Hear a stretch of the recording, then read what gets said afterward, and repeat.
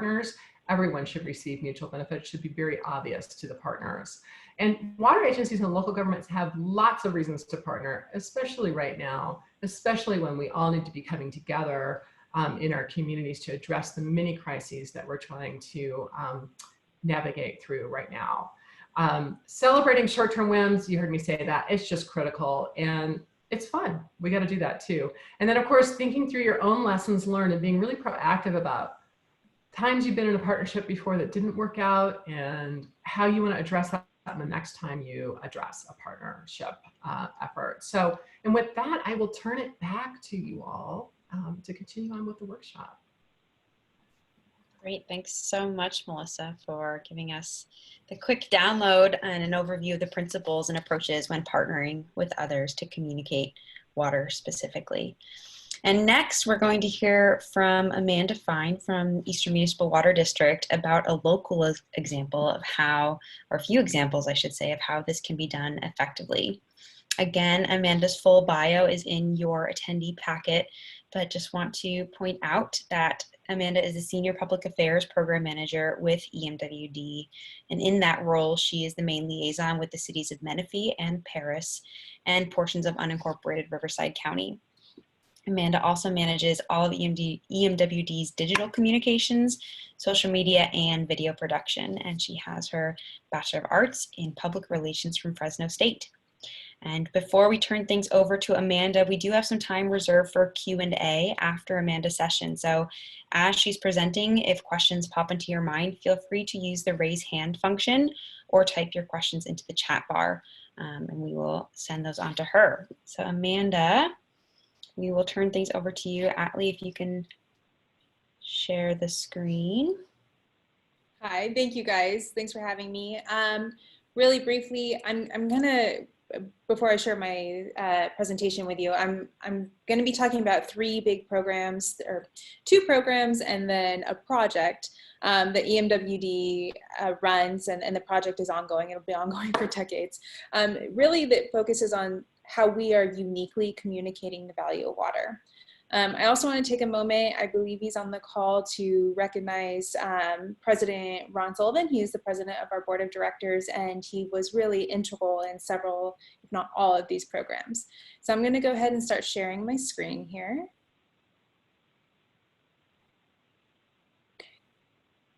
And we'll start here. So this is a lot of information. I'm going to go pretty quickly just to kind of get it all out there for you. And if you have any questions, like Emily said, please feel free to ask. So a quick overview of EMWD, if you're not familiar with us. We were established in 1950. We provide water, wastewater, and recycled water service. We're unique. We're a wholesaler and a retailer, and we serve just shy of about 1 million people in Western Riverside County. An important note for us is we're only about 38% built out. So we have a lot of planning that we still need to consider as we move forward with different programs, not only from an engineering and field perspective, but also from a communications perspective. We do have a 5-district elected board. We're about 620 employees. We have an annual operating budget of $312 million, a 5-year capital program of $398 million, and we are the 6th largest water or public water utility in California. I do want to point out, I mentioned Director Sullivan. He is a past commissioner with SAPA and now an alternate commissioner with SAPA. And then Director David Slauson, who represents the Moreno Valley area, is now a commissioner with SAPA. As Emily pointed out, we are one of the member agents or members of SAPA. So as I mentioned, we're a pretty big district.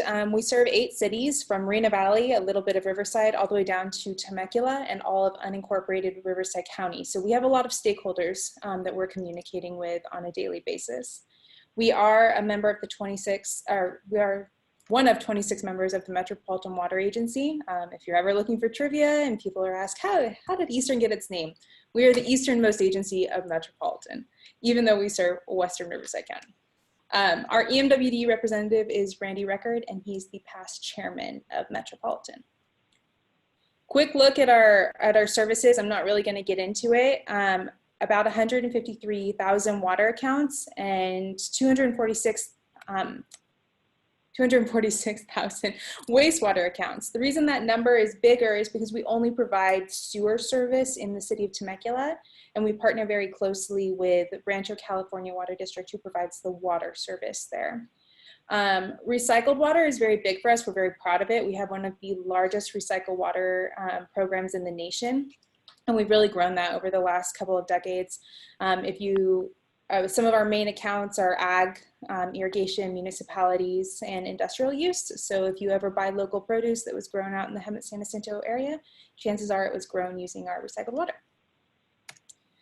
Okay, so let's kind of get into communicating with diverse audiences here. I really want to point out that this is something that we started in early 2017, so it's a work in progress. We're still kind of building relationships and figuring out what works and what doesn't. In late 2016, we were getting ready to embark on a campaign that we knew was going to be several years long. Part of it involves a project that won't even break ground until 2024-ish, or at least start up in 2024.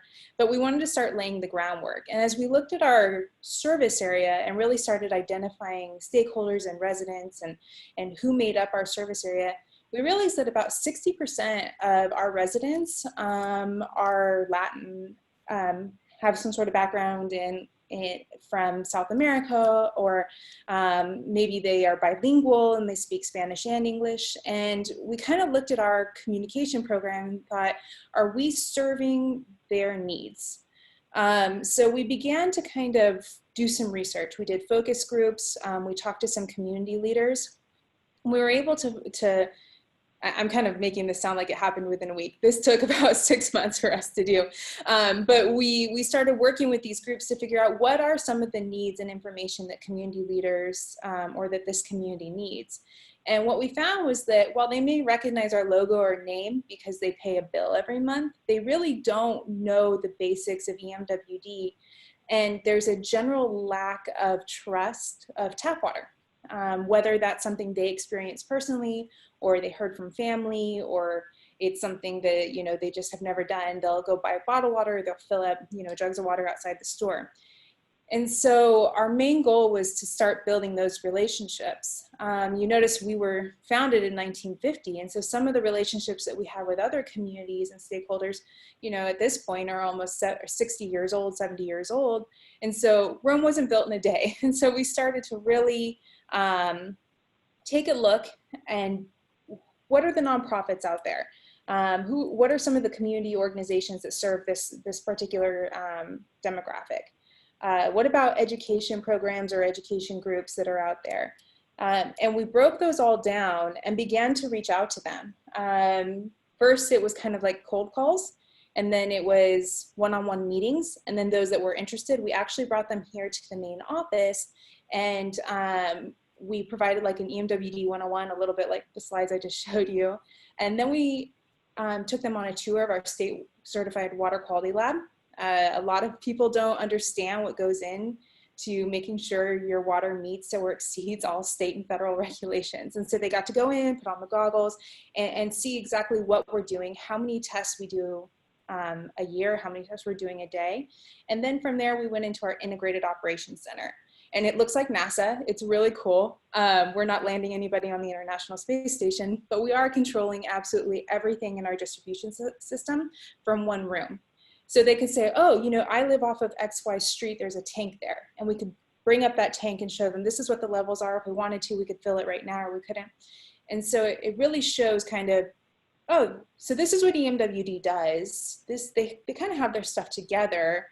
I'd really love to bring my other community members here. I'd like to bring my congregation members here. Would you be willing to do other tours? And of course, we do tours all the time. So that's really where we started building those relationships. While we'd always offered like bilingual services for anybody who was calling in, we also realized that we weren't translating any of our fact sheets or documents or anything like that if the preferred language was Spanish or another language. So we have begun to translate absolutely everything that we put out, including all of our educational items. We have a really robust education program that we're proud of. And so all of our stories that we have and all of our characters are now being translated so that they can meet the needs of our community. We're also sponsoring and attending community events, and obviously we're not right now, but when we're allowed to go out in public and have these events, we're going to events that we'd never really represented before. If there's a need at that event, we do have translation services, but we've found that most in this community, their preferred method is to speak in English, not so much Spanish, but maybe they do have family back home that didn't come to this event or had questions, and that's when they need that kind of supplemental information. So having everything that you can have that's available to that group is really important. Like I said, this is still a work in progress. It's had its ups, it's had its downs. We've had, you know, little roadblocks here and there, but we're really trying to focus in and gain the same relationship with these community groups and with these stakeholders that we may already have with some of the stakeholders that we've been working with since we began. You've heard a lot about partnerships. I want to kind of talk about some of the community programs that have required a lot of partnership with our local cities and our school districts. One of those is our water bottle filling station program. It's very popular. The program launched in 2013. And really what it was kind of started off to be was a way to engage with our community while also promoting tap water. We have a campaign that's called Tap Into Reliability, Value, and Quality. And so we started working with school districts first, and as of this year, we've installed at least one, some two, some three, fill station in every school in our service area that was partnering with us. And so we serve about 50,000 students in 11 school districts, including private schools. So we're very proud of that. We also then started branching out to parks, community centers, senior centers, libraries, and we're still kind of working with some of our cities to install it, but it's got like the water, the spigot there if you want to drink out of the fountain, or it also promotes reusable water bottles that you can see right there, the principal and student with their EMWD reusable water bottles. It's an immensely, as I mentioned, immensely popular program. We're very proud of it, and it allows that partnership with our cities and school districts and even the county and parks districts to really flourish, because we're going in there, we're kind of, we provide the unit, we'll install the unit if they want us to, and we're working with them to promote this message. From a branding and communication standpoint, you'll notice in all the pictures that there's a sign above each and every one of them that communicates all of our usual tap water language. Your water's safe to drink. We're testing it every day. You guys are okay to do this, and people don't even think about it. They just go and fill it up, and they're not questioning, is your tap water safe to drink? In addition to having those units installed, we also have our mobile water bottle fill station, and this goes with us to events. If we happen to be booked, like double booked that weekend, and one staff is in the city of Menifee and some staff is in Moreno Valley, if I'm in Menifee, people are going, where's the water bottle fill station? Well, sorry, Moreno Valley got it before we did. It's become really a point of interest for people. They recognize it, they know exactly what it is, and as they're standing there filling up their water, it's a chance for us to communicate with people and really kind of give those key points. So once again, it's a partnership. We're partnering with events. We do hook up to the spigot right there at the event. It goes through a cooler, especially on a hot day. It's one of the busiest booths that we can have, and it's much more engaging than just kind of, not to knock like handing out pens or flyers or something like that, but it's a much more engaging exhibit to have, and it promotes what we're doing on a daily basis.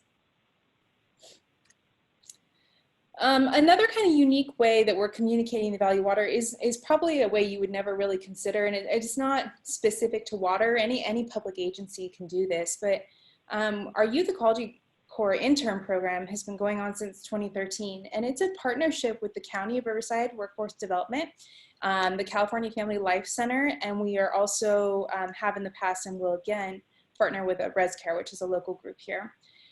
We see about 3 cohorts of interns a year. They work about 20 hours a week, and we pay them to be here, and it really gives students or young adults who don't have any work experience a chance to really get their feet wet in an office, learn, maybe they've only ever worked on Word or PowerPoint but never Excel. Maybe they've never considered a career in water or what's available for them in government. And so we offer them a chance to kind of experience that.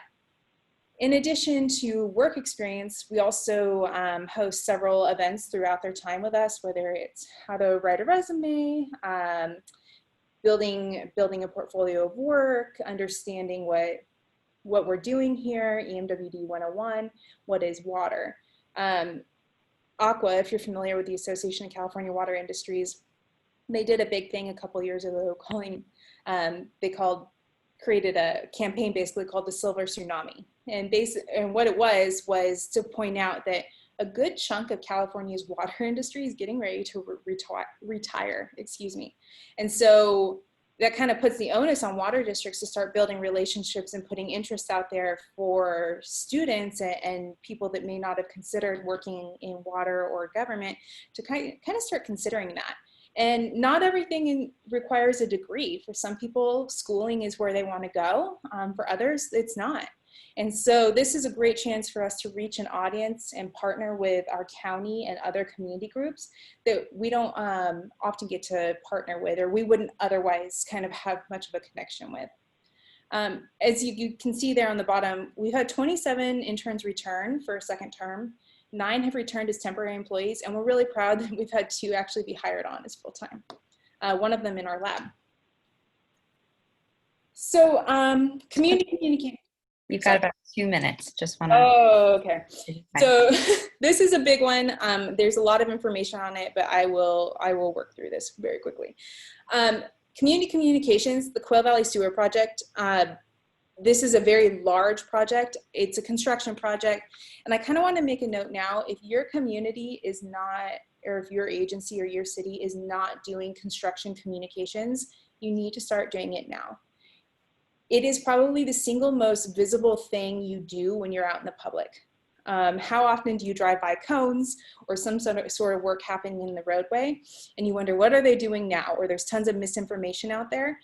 Control that misinformation now, or whatever is being said on Nextdoor or Facebook, and get involved in construction communications. So Quail Valley, just to give you an overview, this is where it's located in our service area. It's the westernmost part of Menifee, right there next to Canyon Lake, near Lake Elsinore. Quail Valley historically was a vacation spot. It was where folks went and camped. There was a lake, and there really wasn't meant to be any kind of permanent lodging there.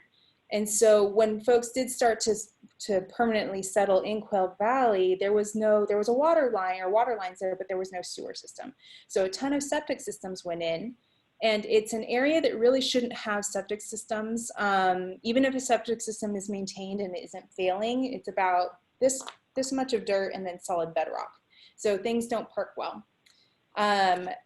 And our goal in this area really came about, or our role came about in about 2005. And this is a block of text. I'm not going to make you look at it all. I'm just going to kind of give you a quick overview. In 2004 and 2005, there was a very wet winter, and all of that rain caused septic systems that were already having issues, all that effluent to kind of rise to the top and run down the street. That's a public health issue, and this is a community that didn't already always have the mechanisms they needed in order to solve septic issues. So in 2006, the County of Riverside put down a septic system or septic tank prohibition, and the Regional Water Quality Control Board imposed that prohibition, meaning no new septic systems in Quail Valley until sewer comes in. And they identified 2 areas that must receive sewer before they lift that, and those were 9 and 4. So since then, we have been working extremely hard on funding for this project, and I could do 2 hours just on funding because our funding group is amazing. But if you work for a public agency, you understand how difficult funding for a project like this is to obtain, especially when you're putting in sewer. So this is a quick look of what happens when septic effluent does not percolate. And it had not rained in this area for at least 2 weeks. But that just gives you an idea. So Quill Valley Sudbury 9 Phase 1. I have to say that a ton of work was put in on this project before I came on from a communication standpoint. Director Sullivan is an absolute advocate for this area. He has worked tirelessly. He's goes to every event, answers every question, is always available for this community. And that's really where that trust begins. This is a very in-your-face kind of, we're tearing up your yard project. And so it required a lot of communication efforts and trust. And that's how we really came to partner with the community groups in this area, the Quail Valley Environmental Coalition and also the Quail Valley Community Group, because we needed those leaders' buy-in and their trust of us and understanding of what the project was in order to get the participation and to have the success that we did in this program. So I'm not going to get into this. It's really just to show you kind of how in your face this project is. We are abandoning septic systems and connecting them to a new sewer line. There was no sewer in at least this phase. And so you're communicating with over 158 people on what's going to happen. And guess what? We are going to go into your yard and tear it up. And we're going to be really mindful of the fact that, you know, 5 years ago, you laid concrete and your kids put their hands in it, and your dog that's passed away, his paws were there. You get to know these individuals, and the only reason you do that is by doing traditional communication tactics, and that's going door to door. You know Bobby, Ryan Guilfoy's German Shepherd, you know, he comes and greets you every day. So these are just kind of images, you know, of the intensity of this project in this neighborhood.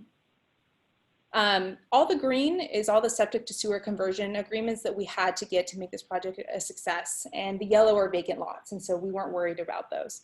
And we were able to get every single person to participate in this project, and that once again is just by partnering with your local community, going out there and doing traditional PR,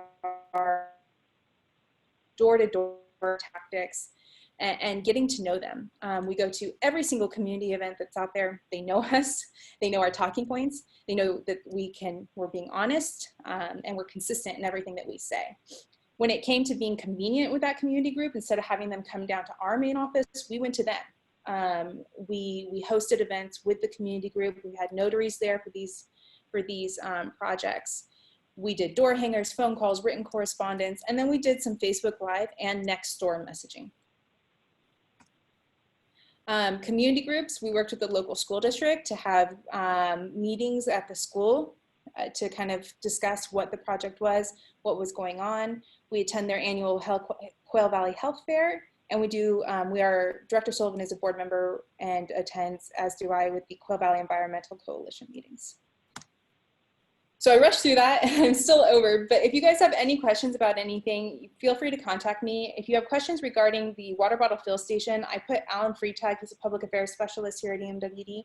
He runs the water bottle fill station program and the youth ecology corps program, and he's a great resource. If you're interested in implementing the water bottle fill station program, we kind of have like a ready to go packet where we can just send it to you and you can take a look at what we've been doing.